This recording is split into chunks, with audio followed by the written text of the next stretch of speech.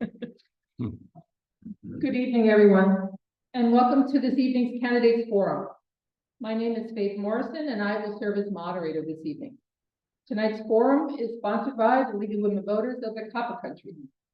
We would like to thank Houghton Portage Township High School for the use of their auditorium and equipment, and a special thanks to all of you for your participation. The League of Women Voters is a nonpartisan political organization that encourages informed and active participation in government. We work to increase understanding of major public policy issues and through education and advocacy to influence those policies. League membership is open to both men and women. The League never supports or opposes individual candidates, but we do take positions on issues that we have studied and come to consensus on at both the local, state, and national level. Our mission for the last several years has been empower voters and defend democracy. At this time, I request that everyone please turn off your cell phones and other electronic devices. No cameras or recorders are permitted other than those authorized by the League. The League will be recording the event tonight, and it will be available for viewing on our website, www.lwbccmi.org, and on our Facebook page. In accordance with FCC rules, it will be shown unedited and in its entirety. If you have questions during the forum, we ask that you write them on a 3x5 index card provided. We have runners in the back. We have Elizabeth, and can provide you with a card, or you can come pick the card up at the front table. Clearly printed questions will be much appreciated. League members will be circulating throughout the forum to pick up your questions. Please raise your hand and let them know you have questions to be collected. I also ask that audience members be respectful of the candidates and refrain from clapping, booing, commenting, or making other signs of support or lack of support for the candidates during this evening's program.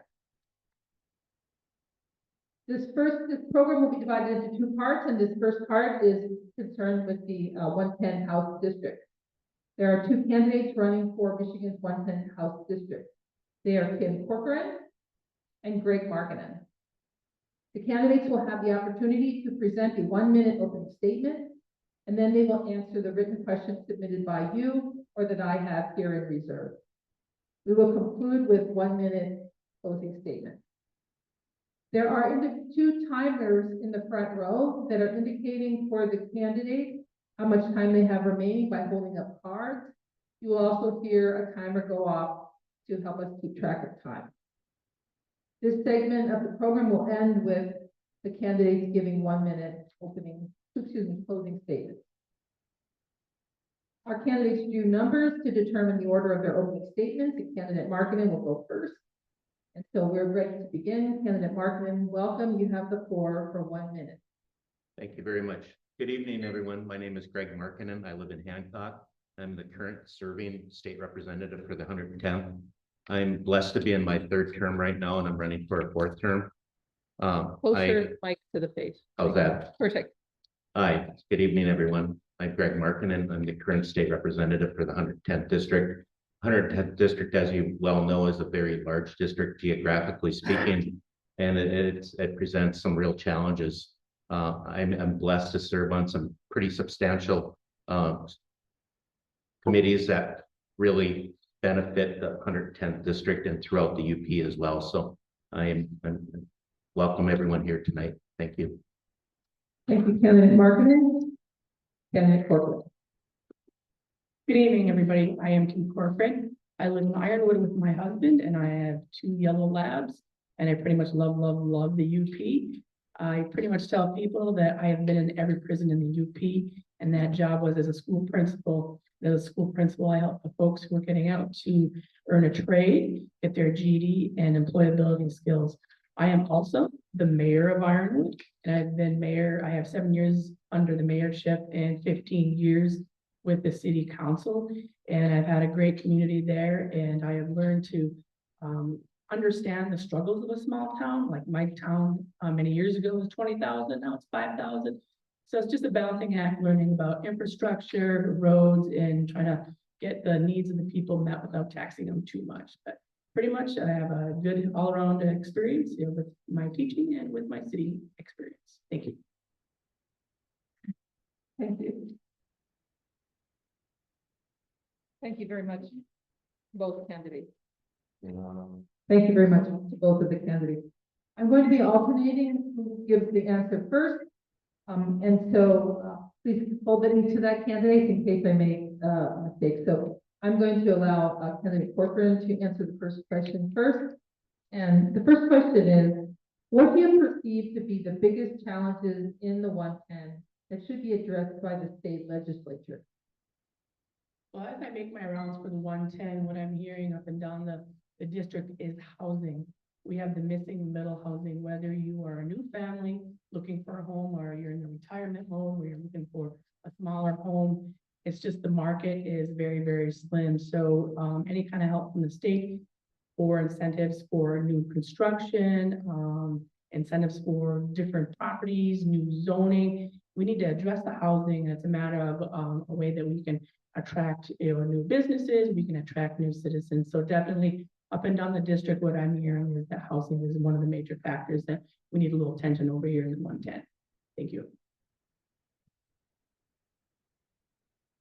Same question. Same question. There's no doubt that housing is an issue across the 110th district. One of the issues that comes up though over and over and over again is that state regulates the housing industry so severely. Take, for example, the local Pilgrim River development out near Michigan Tech. That development would have offered, I believe, some 40 homes in the Houghton Hancock area, and it's being held up by Eagle, even though the developer has met all the requirements and has been approved by the Western Upper Peninsula Health Department and the local township. So it makes it very difficult to expand housing across 110th when there's so many regulations. I think that we have excellent contractors throughout the 110th district, and we can meet the demand if it wasn't so regulated. Thank you very much. So as I said, I'm going to alternate who speaks first. So I'm going to ask Representative Markkanen to answer first for the second question, so then he'll answer first. So the second question is to both candidates, what can you do to address the crisis in the corrections staffing in the Upper Peninsula? Well, first of all, I sympathize with all the COs and all the employees out at the prison throughout all the prisons throughout the UP. I was out on the picket line in Baraga, walking with the corrections officers and showing support. I think that when the pension and the health retirement health care were cut out of their benefit package before I was in the legislature, I think that was a big mistake. These men and women across the UP do a very, very difficult job, and they should know that after the end of 20, 25, 30 years serving the state and protecting some prisoners across the UP and Lower Michigan, that they should have a benefit package waiting for them in retirement. So I think that's what I've tried to do with my colleagues in my caucus. We have introduced a number of bills to that effect. Thank you. And then Corcoran. The corrections crisis is nothing new. This has been going on for years, if not decades. The Department of Corrections needs to keep in step with the starting wages. Right now, you can go to Wisconsin and get a much higher wage for the same job. They also need to take a look at a wage that's higher on the seniority scale. So you're keeping the folks who have the depth of knowledge of the job so they can share it with the new folks coming in. And also the pension. The job is very, very rewarding, but it is taxing and can be dangerous. So knowing that you have a pension, that you're putting your time in, and eventually you'll have enough time to come and spend time with your family, really enjoy it. But I've been in the Department of Corrections for 26 years, and I have seen the wear and tear in my fellow workers. So it's now that we really need to get to the folks who can make decisions to do something now. Thank you. Thank you. So hold on to your mic because you're going to be first on the next question. This is the third question to both candidates in reverse order. What are the key values and beliefs that characterize your view of governance? For me, I think I take a look at government as being a collaboration, and to be successful, you need to have a roadmap.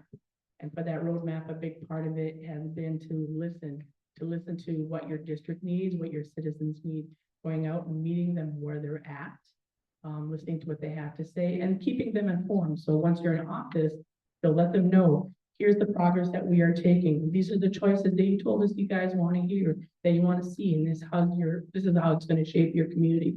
So for the most part is government as part of collaboration, getting that roadmap and listening to the folks in your district and making things happen. It's an excellent question, and having a constitution up here, I think, is a good reminder that government is for the people and by the people. And I lived that from the first term that I served in Lansing, doing constituent work, taking phone calls, answering emails, going to events throughout the district and throughout the state that will benefit the 110th district. I think being responsive to the people is critically important when the people choose you as their state representative. It's very important to listen, to understand, and ask questions. And that's what we've done in my office since day one. I'm very proud of that. Oh, hang on. So, thank you. This is now the fourth question to both candidates. Could you please comment on ways you would support pollution cleanup in our area as state representative? For instance, the example is the Buffalo Reef issue, issues related to Portage Lake pollution, and the role of Eagle. Good question. I've been working hand in hand with people, not only the tribe, but people from Eagle and the private sector to do something about Buffalo Reef. There is tons and tons and tons of copper there. There's basalt, a lot. And the plan when we had the meeting at Lake Linden in the auditorium right before the pandemic, the plan was to dredge it out, build a pier, dredge it out, and dump it back in the woods. Well, there's just too much copper in there. There's basalt that can be used for concrete aggregate. There's a lot of different uses, but it needs to be continuously dredged right now. We need to find the funding to correct that and dredge it out and stop it from migrating, because this is one of the key spawning grounds in Lake Superior for whitefish and lake trout, and it needs to be protected.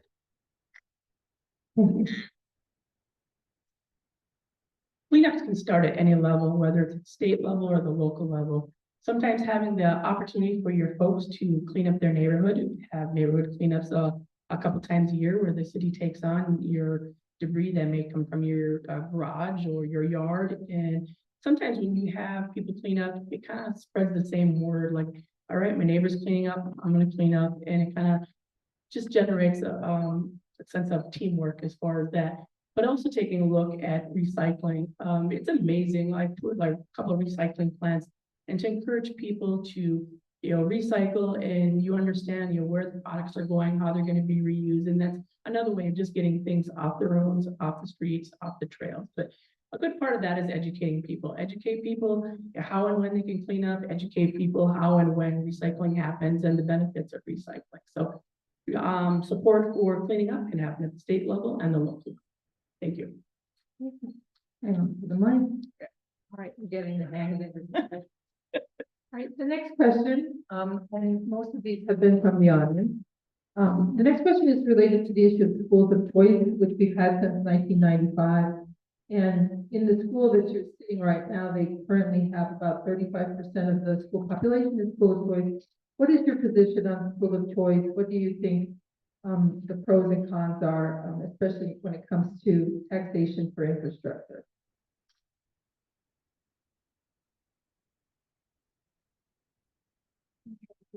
I guess I have to think about this a little bit. Everybody deserves a choice on where they want to go and how they want to be educated. I try to take a look at supporting our teachers on this end too. What can we do the best as far as providing sufficient class sizes where you're not overwhelmed. Many teachers wear different hats.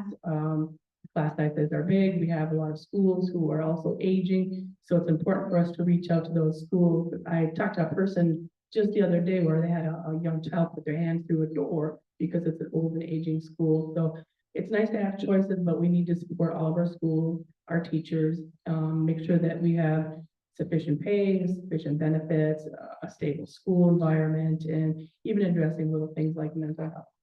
Thank you. My wife and I, my wife Jane is right over here to my left. We had school of choice in our family. My son attended Hope High School here. Our daughter attended Hancock High School. I agree with Kim that every parent should have a choice, but school choice should be an option to everyone. We have some excellent schools across the UP, but as I say, I've served on the education committee now for 3 terms, and I use the expression that teachers and supervisors or superintendents and principals up here and across the UP have gotten used to doing so much with so little for so long. It's become the new normal, and that's wrong. We need to do a better job at funding our schools and supporting our communities. I think we set a good example up here, but that's not true across the state. So thank you. Hold on to the mic there. 6th question. How will you, in your role as state representative, ensure that there's a robust marketplace of ideas in addressing issues in our district, given that people have such differing perspectives and points of view? Everyone's going to have a different point of view, but what we benefit greatly from is having a UP legislative team that I think is very dynamic. There's 4 state representatives and a senator across the UP here that do an absolutely phenomenal job in most parts of the UP and representing the people and getting the word out and going to events and being very, very responsive and sensitive to the issues at hand. And it's very important to do that because, a lot of people are 500-600 miles away from Lansing. And, it's sometimes people call a department down there and they don't get the response that they really need. It's good that state representatives across the UP and the senator's office are helping those people get the answers and the response that they need.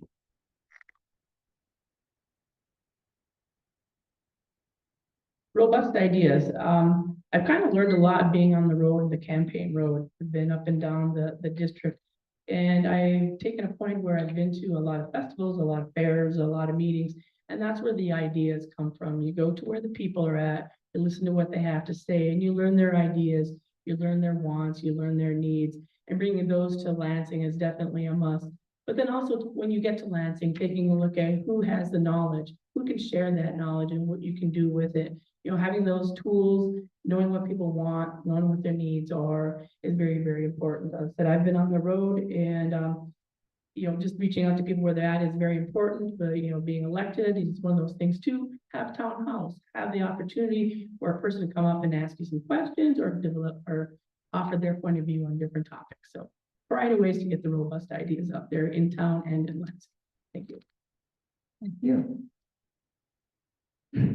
In the last several years, there's been a good amount of federal infrastructure money coming down to the county level.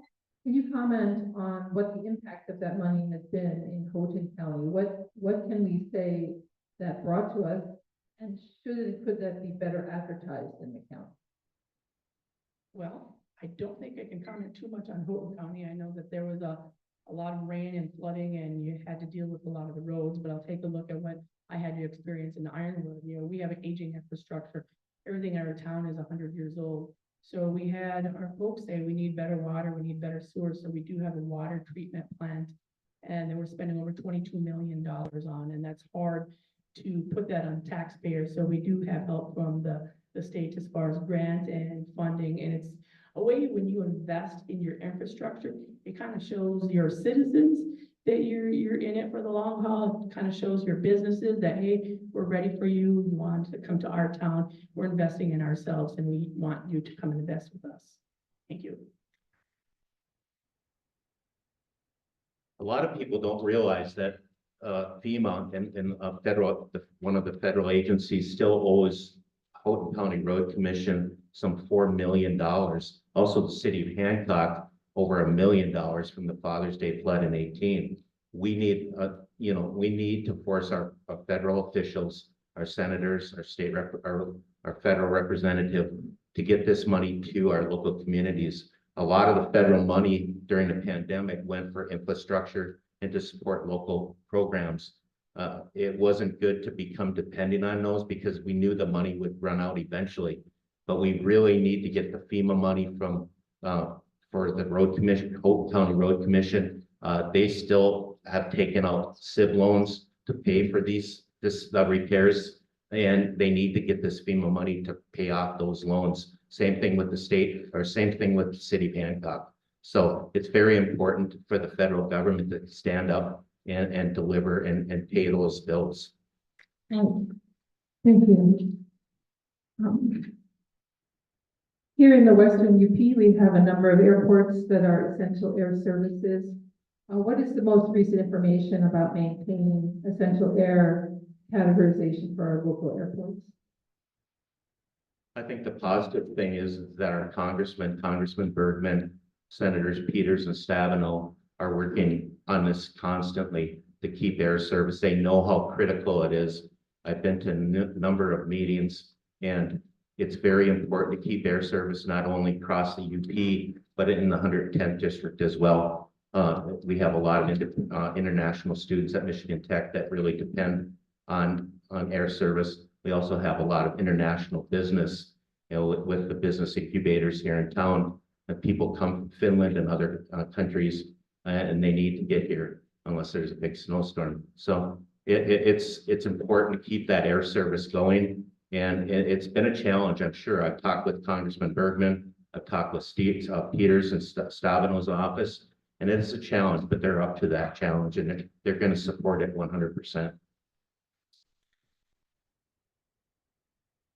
Well, I can agree with Mr. Markkanen on this point. I don't have a ton of information on this. One of the things I would have to say, it's important to make sure that we realize what our airports mean to us.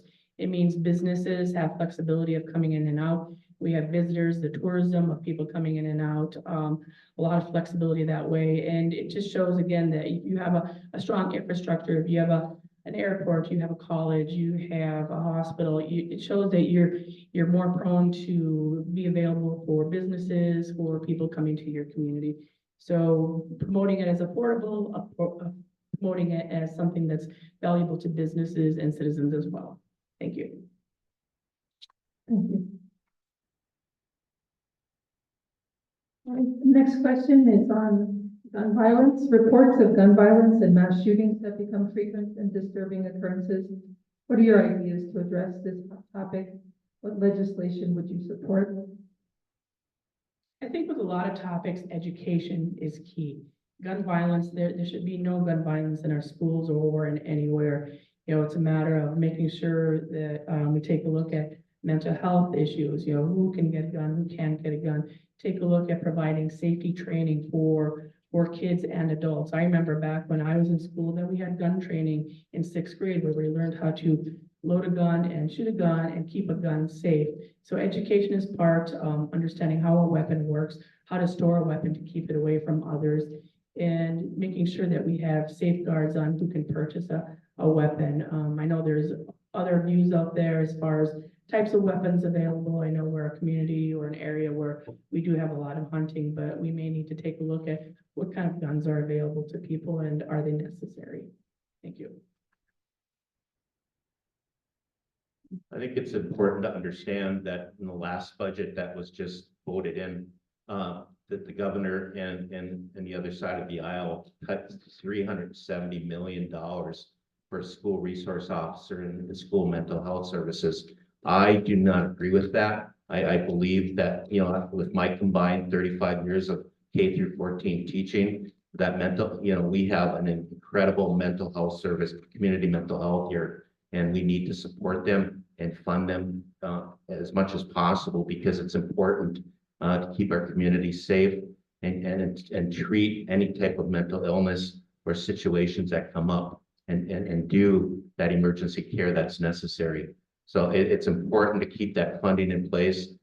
We recently voted on a return of $1 million for that program, but that's not quite enough. We need more of that money to go across the state for community mental health and other mental health services to be ready for everything that comes down. Thank you. We're still gonna have a number of questions. I want to note to the audience that if you ask a question for only one candidate, we're not gonna ask that. If you'd like to reframe your question, you can still reframe a question that goes to both candidates, and we might be able to get it in. All right, so the next question to Markkanen, to candidate Markkanen.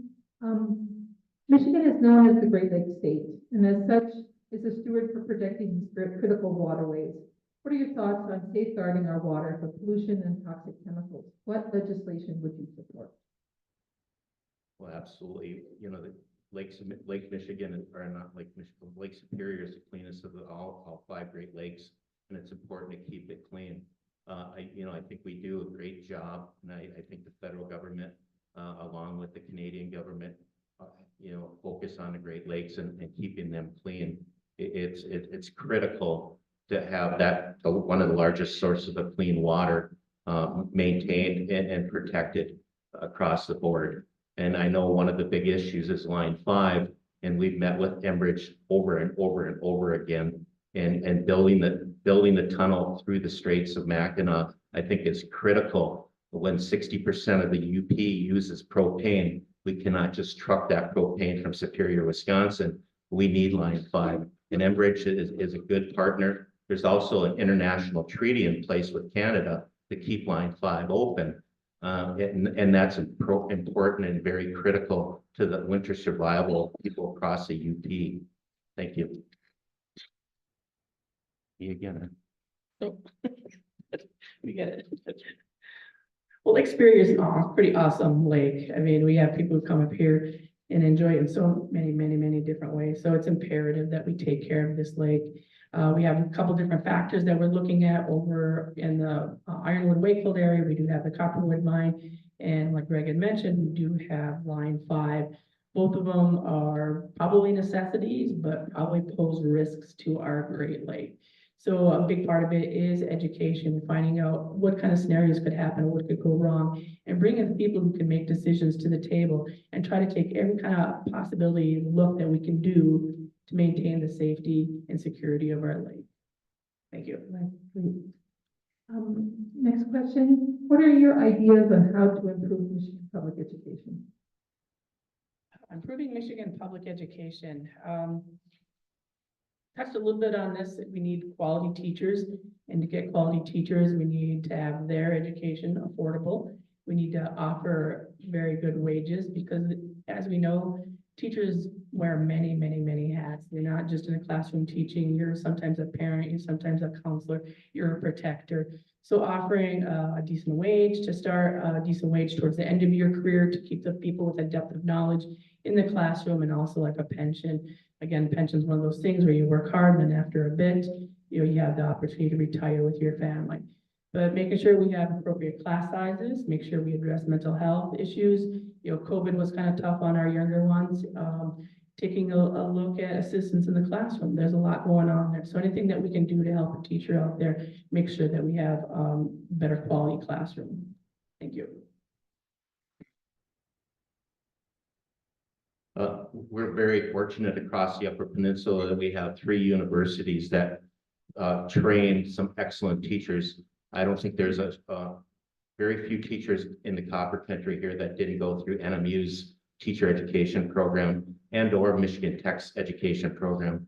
I went through both. I was trained both at Michigan Tech in their education program, and I went through the learning disabilities program at NMU, and I was endorsed or I had an LD certification and worked as a special ed teacher for 23 years. It's important to support teachers, but communities need to embrace their schools, and we do a wonderful job at that. I think a lot of people downstate look at the UP from east to west, north to south as a classic example of how people and communities from villages to locations to the few cities that we have up here really just taken hold and really are just consider their schools a gem in their community, and that's important because it keeps them going. It keeps them keeps them vital to the community. So that's important as well. The next question is, how can the problem of climate change be addressed by actions of the Michigan legislature? Well, that's a key question. And last year I took a trip to Finland with Michigan State University and Michigan Tech, and we looked at the cross-laminate timber industry, bringing that timber into the cross-laminate timber industry to the UP. Our timber industry is fading quickly. It's putting a lot of families out of work. But in Finland and in Sweden, they use a lot of cross-laminate timber construction. And what most people don't realize is that these 8-story, 12-story, 16-story cross-laminate timber buildings in Finland and Sweden grab and hold a lot of carbon. They also put a lot of people to work, and these buildings are very environmentally sound. They capture a lot of carbon and help in the climate situation, climate change situation. And I would bring I'm working with Michigan State University and Michigan Tech to bring this industry to the UP as quickly as we can, because we lost Billerud, and we need more outlets for our timber across the UP.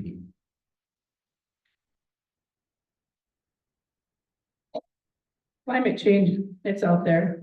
I know last winter, we normally have 200+ inches of snow, and I think we had like 40 inches of snow. So there's something going on. We're supposed to be clean and green by 2040. I don't know if I would put all my eggs in one basket. I take a look at some of our options. Can we collaborate?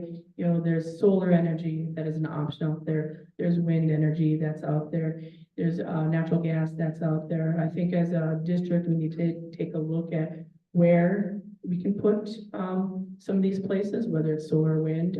Take a look at mass ordering or mass spending, and just kind of address in a little way that we can to address the climate change, and just make changes as we can as we go along. Thank you. Thank you. Just to give the candidates the warning, I have about 3 more questions, so the end is near. The next question, we talked during our discussion of employees for the prisons and the effect of pensions on the desirability of those jobs.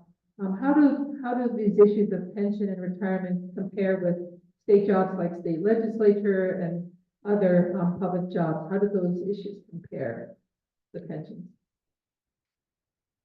I think a good way, you know, take a look at the corrections crisis again, and definitely a wage is part of it, but pensions are part of it. It's kind of what we sign up for. You know, I'm a retired state employee, and a pension was part of my decision, but it's also a way of attracting people to jobs.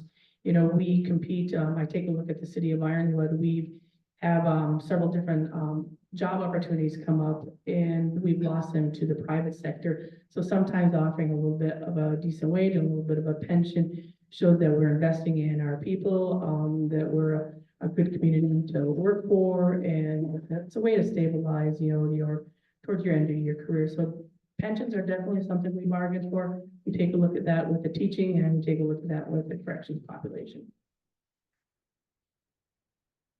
I think the common misconception is that people run for office at the state level that they're going to get wealthy, and that's just not true. The state representative pay was cut in the early 90s, and it's been at that level since, I believe, 93, 94. We do not have a pension. The pension and the healthcare benefit was cut out in the early 90s as well.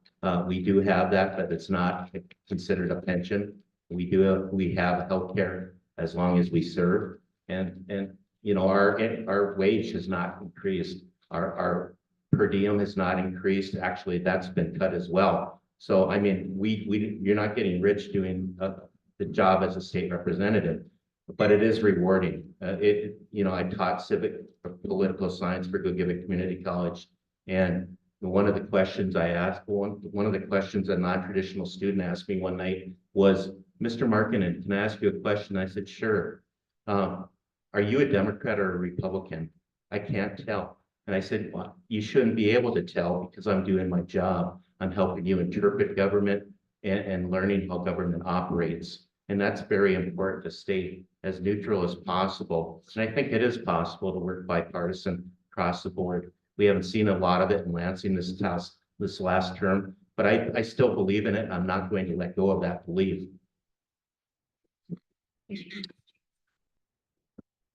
All right, second last question. What are your views about people who don't vote for you? I didn't write that question. Oh, I'm okay with that. I understand that there's a lot of people across the 110th district that don't vote or vote for me. You know, I'm in my third term. I'm blessed to be in my third term and serve the people, close to 90,000 people of the 110th district. But I've had an opportunity over the almost three terms now that I've served, to talk to a lot of those people. And I've listened to their issues. I've listened to their differences of opinion. And it's important to do that. And I do it every chance I get. And I've run into it a lot. I circulate. I'm in my third term now, and I'm on my third vehicle. So I get around a couple 100,000 miles every term. And that's crisscrossing probably the largest district in the state, geographically speaking, from Dickinson County all the way over to Ironwood, from Copper Harbor down to Kingsford. So it's a big district. And there's a lot of people that I have differences of opinion with, but every once in a while I run into them and I make it a point to sit down and listen, and they listen to me as well. And I really appreciate that.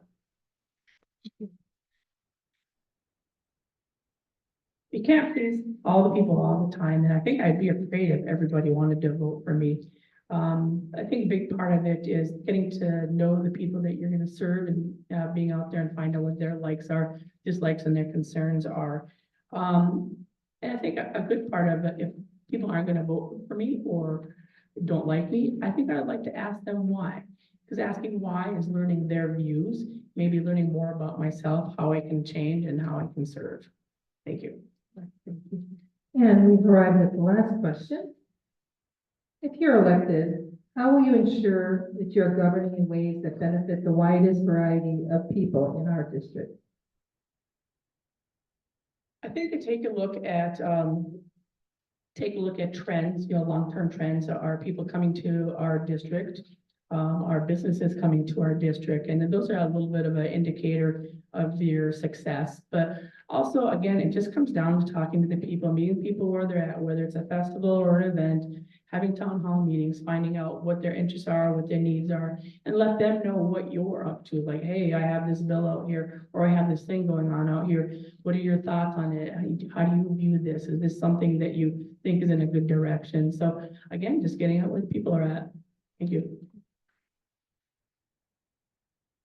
I think more people have my cell phone number than any other former state representative. You can ask my wife over here. I get calls 7 days a week, not late at night, but sometimes I do. You know, I get around throughout the district and go to events, just like Ms. Corcoran was mentioning. I've gone to churches. Matter of fact, last night I was in Rockland for the 175th anniversary of the St. Mary's Catholic Church there in town. It's been operating for 175 years in Rockland, Michigan. You know, and people, what are you doing here? Well, I'm honoring this 175 years of service to the community. I think it's important to try to get to every event possible and talk to people. And our office is prides ourselves on accessibility. Thank you. Right, so that concludes the questions that we have for this evening. And at the beginning, you'll remember that candidate Markkanen began with the opening statements. We're now moving on to the closing statements, and we're going to begin instead with candidate Corcoran on a 1 minute closing statement. A 1 minute closing statement. Okay. I am running because I am very passionate about where I live. I love the UP. I feel I'm a strong candidate because of my education and the corrections background as an educator. I also feel I am a strong candidate because of my city mayorship. And I take a look in the past, how many years that in our district, we've lost 3 correctional facilities. Camp Ottawa, Ojibwe Correctional Facility. We lost the Ontonagon Hospital.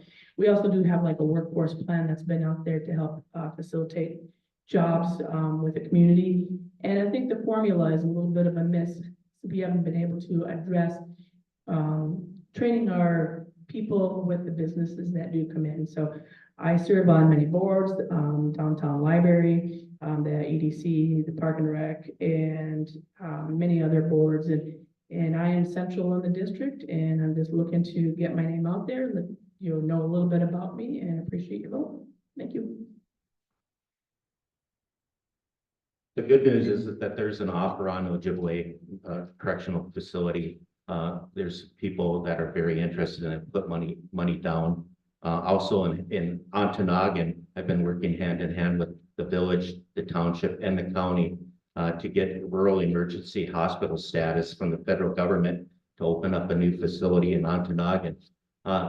These issues take time, and it takes bringing a lot of people to the table, and that's important to do and understand the process. Working with our congressmen, working with our federal senators, working with our state senator, and working with the local communities at the county, township, and village level. And that's critically important to understand, and most importantly, listen to the issues that are most important to them. I want to thank everyone for coming here tonight and listening to both myself and my colleague here. It's very important to get the word out. And I understand that there are people that don't vote for me, but I'd certainly like to talk to each and every one of you. Thank you. Okay, thank you very much. All right, so this concludes the first portion of our evening's forum. I want to thank the candidates, Portage Township High School, and the League of Women Voters of the Copper Country, and the timers that helped us out. Our timers were Barry Fink and Vicki Bergwall. Our screeners tonight were Christine Bradoff and Taryn Mason. Our pages picking up your questions tonight were Mary Marshall-Kerr, Elizabeth Benny, and Joan Chatty. Of course, thanks to all of you in the audience who took the time to come to look at these candidates.